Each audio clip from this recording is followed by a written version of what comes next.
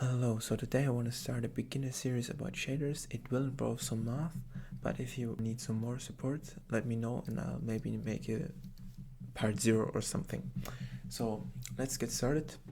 And yeah, first of all, there are integers 0, 1, -1 and so on.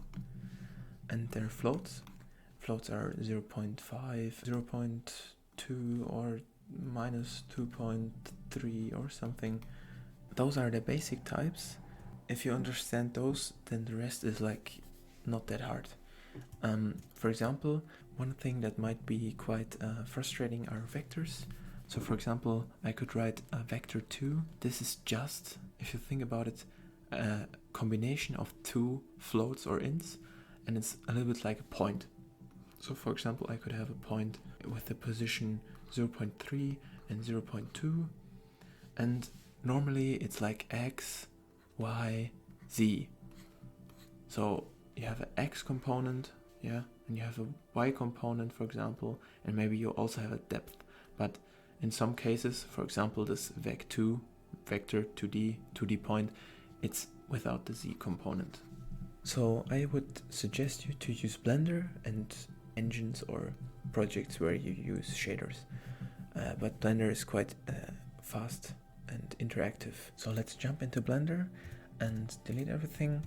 We Shift A, add a plane, go to the shader editor, add a new shader, and delete this with X and just add a texture coordinate node. Now it's important that you enable the node Wrangler add-on, and we only need one shortcut, and it's Control Shift and left mouse click, and this will get the viewer node to the current nodes that you click on, and it's very nice and useful to preview what we are working on.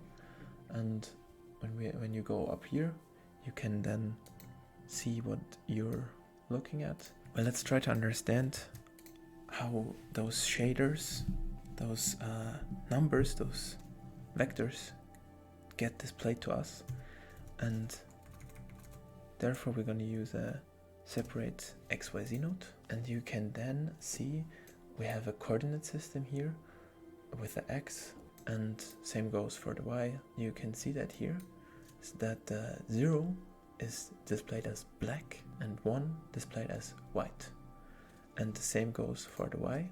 But how do we display multiple numbers?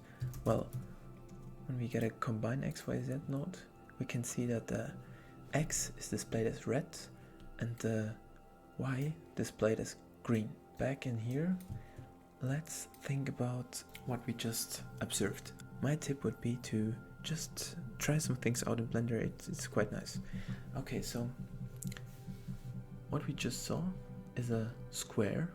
It had some coordinates and it had a value of 0, 0 at the bottom and a value of 1, 1 at the top. And for that we used our vectors, so we could navigate in this two-dimensional space. So let's make a quick example, like a little task. Okay, our output, like our result, should be something like, okay, we want the bottom to be 1, 1, we want the top to be 0, 0, so we want to flip them. And with a little bit of math, we can get this to work. So let's think about it. What could we do at the bottom to get 1, 1? Well, one simple thought would be to just add 1. What give us 1? What would happen up here? So this would work, but what would happen up here? Well, 1 plus 1 would be 2, and that's not 0. Well, the solution would be something like what plus 1 equals 0, and that would be -1. So if we multiply this by -1, we get here -1, and if we then add 1, we get 0. And the nice thing is that changes nothing up here, because -1 times 0 plus 1 is still 1. So that's our solution. So a little to-do list is just, we want to multiply by -1, and then we want to add 1 to our value. We can delete those both. Then we want to get a vector math node, and now don't be confused, it's just we I have 3 values instead of 1 value, but we can do the exact same thing. So first we're gonna set it to multiply, can display it, set it to -1, -1. Let's move on and go to the add stage, and here we said we wanted to add 1. Okay, so let's do that. And now we can see something, but what do we see? Let's compare it. So we can see at the bottom here is our black corner, and in the transformed image the black corner is up here. And we can now use those coordinates to, for example, display an image.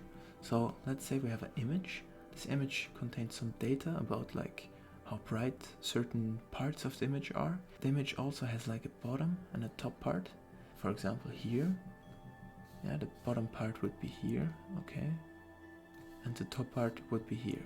In our transformed thing, the bottom part would be up here and the top part would be down here. I have a random image. You can get some image from your PC. Let's just hover over this connection. We can do the same thing for our transformed shader, and we can see after our steps here the image is now transformed. So I hope you find this helpful. In the next part, my idea was I'm gonna attempt to explain a little bit of like a counter with a shader, and as an input you have like a number tape. But I think that's enough for this video. Hope you liked it, and see you.